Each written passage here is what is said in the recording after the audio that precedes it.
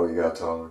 Animal Crossing New Horizons, the funny animal game with funny animals. Greatest civilization to exploit natural resources and get into heavy debt to a raccoon. There really is something for everyone.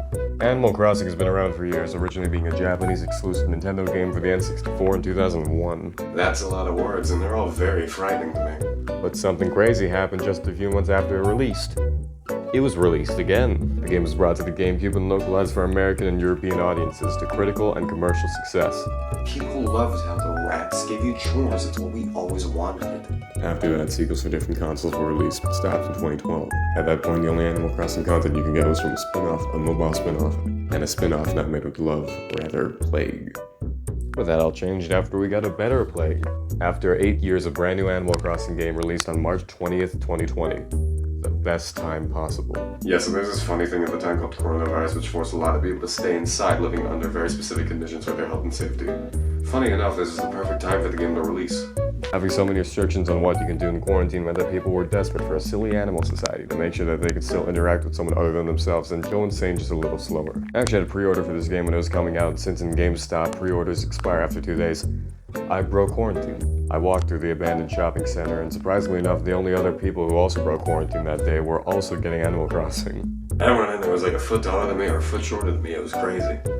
And that includes the minimum wage workers, the real heroes of the pandemic. I got my copy of the game, as well as a tote bag for pre-ordering, and I made my way home to play Animal Crossing New Horizons on my Nintendo Switch. After doing some manual labor. I'm an essential worker.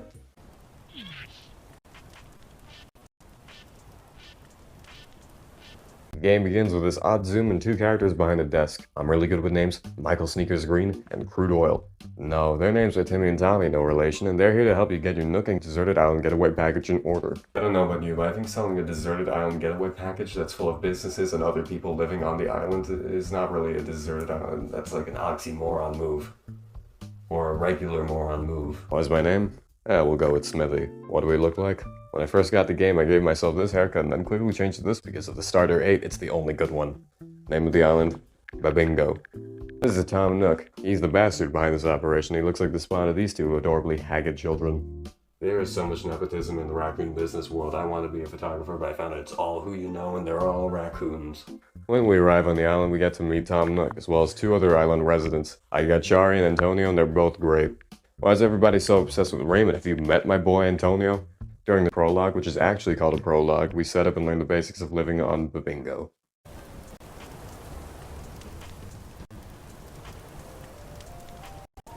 Personally, I think every part of this game is fun. I love decorating, though I'm not good at it. I love collecting fish, fossils, music, bugs, art. No, I'm not good at that either. I love making money, which I am good at, just not in the game. The gameplay is a great outlet for relaxation, comfort, even creativity. And it's all multi-purpose. You can fish to sell or collect, fishing for the purposes of getting something out of it, albeit wealth or bragging rights. Or you could just fish. Have fun. Calm down. Fish. I don't need all these trees of different fruits, but I like them, and it's nice to have them. But it is fun. Decorating is great. I'm pretty sure in the other games they don't let you change the decor of the town you live in, which is really weird to me because it's such a core integral part of the game that I can't really imagine it without it. That being said, I'm still bad at imagination. Decorating and designing the look of your island and home are 2 of the most important parts of the experience. Collecting is cool too, though I doubt I'll ever have a full collection. I did accidentally collect all of the fossils. Wasn't supposed to happen. I was just glad to assess all my fossils when I got them and see which ones I didn't have. But now I have them all, and there's this cute little thing where you stand up and the human fossil is supposed to be, it'll light up where you're standing.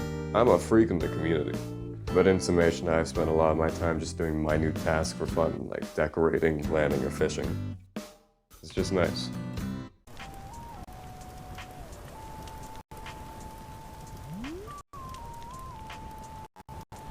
Now, I've never played any of the other Animal Crossing games, as I've said before, but I can say those had some bangers. Nook's Cranny, Town Hall Day, 2 good Silver Gunner memes too.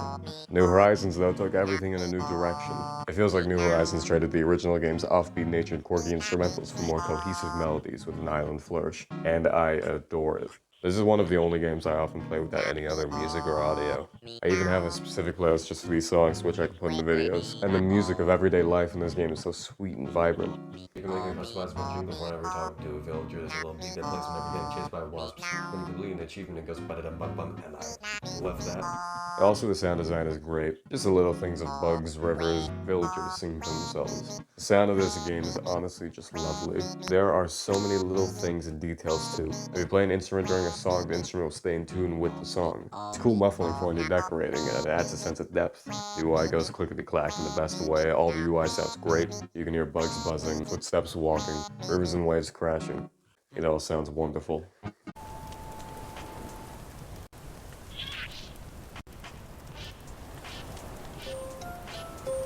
This game is stunning, man. All the colors. The colors in this game make it look like a painting. You could probably do a piece about the color theory in this game, but I won't. I don't know any of that. Everything is in the same style and aesthetic. It's strange how the cute characters and hyper-realistic bathrooms mesh so well together. Speaking of the characters, most of them are winners. There are some very cute ones and some... You need losers to appreciate the winners. But most of them are nice and will talk to you and have their own catchphrases, and you can have nicknames between them. This one calls me the big man I am. I will say though, while most villagers are good, they all got no sense of fashion. Antonio's my guy, but man, he's about as dripped out as an empty bottle. My guy's as dripped out as beer to will. I drip so hard, drowning is a threat. This guy drips so little, I worry he's malnourished. Again, I really like how these really real things are juxtaposed by my dumb face.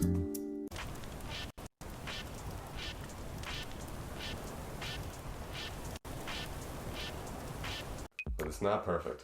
Actually, it's very flawed. For starters, I do not enjoy any of the holidays. Halloween, Christmas, New Year's Eve, all not great, but talked about so damn much. Everything on your island around the holiday will be focused around the holiday, but the holidays themselves are boring. Nothing happens beyond anticlimactic. I dread every one of them, and don't think I forgot Bunny Day. In a similar sense, I don't like winter. Loading times. When the game first came out, I really liked how quick the loading screens were. Then the July update happened, and for some reason, everything changed. I doubt an update for swimming made this big of a difference. All the villagers say the same shit. I know I was praising them earlier, but if you like certain villagers, it's likely because of the personalities that you gave them. Besides some real cookie-cutter personality traits, so to speak, they're all basically the same. Except Antonio and Shari, those two are one in a million.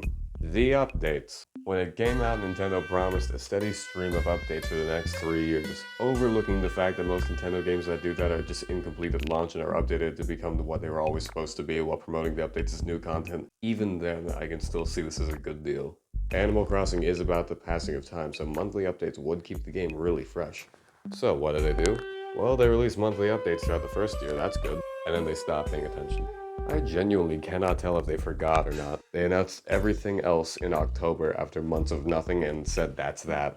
It included DLC, cooking, and things like Brewster, a character who's been in the game's code since launch. The science just wasn't there to put Brewster in back when people were playing the game. No, God forbid. Crafting multiple items at once is not an option. Why? That one simple mistake slows down the game by so much. If you're crafting multiple things, you have to craft them one at a time. This makes the process excruciatingly slow. Watch.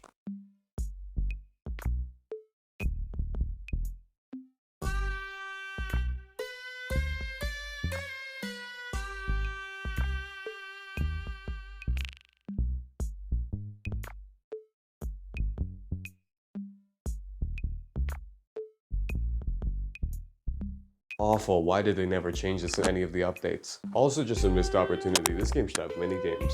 This is the perfect game for small mini-games to win items or bells in. What if there's a daily game in the town center, or a villager would ask if you were free to play something? What if a fun fair came into town at the start of June and left at the end of August?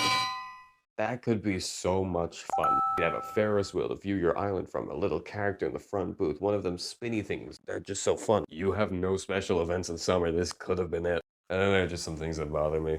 Villagers would just move in if you have an empty plot. The crown is really expensive and I want to get it. There are some weird restrictions for the wand, and the Mara section of the Nook shopping app really sticks out.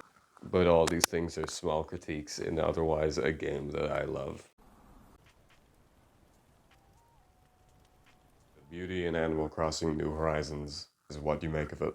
Look at that, I said the title of the video. It's like when Jake Peralta said, look at us guys, we're Brooklyn Nine-Nining right now. Animal Crossing New Horizons is an amazing game. Its aesthetics, cool gameplay, and fun music make it a joy to experience and see to the fullest. For a while, I used to play this game every day for months, and I really turned this little island into something I could be satisfied with. I often pick up the game, get back into the rhythm of playing it daily, and maybe one day, I'll get really committed to it and make the best island I can. But probably not. Kind of like how it is now for the most part. I enjoy walking around, admiring the trinkets and memorabilia from the past 3 years. Think about all the experiences I had. Listening to new music that I now love, creating something I can call my own, playing with some of the best people I've ever met. And even after I stop playing the game forever, I'll still remember those times I had. These are some of the things that I think contribute to the beauty of Animal Crossing New Horizons.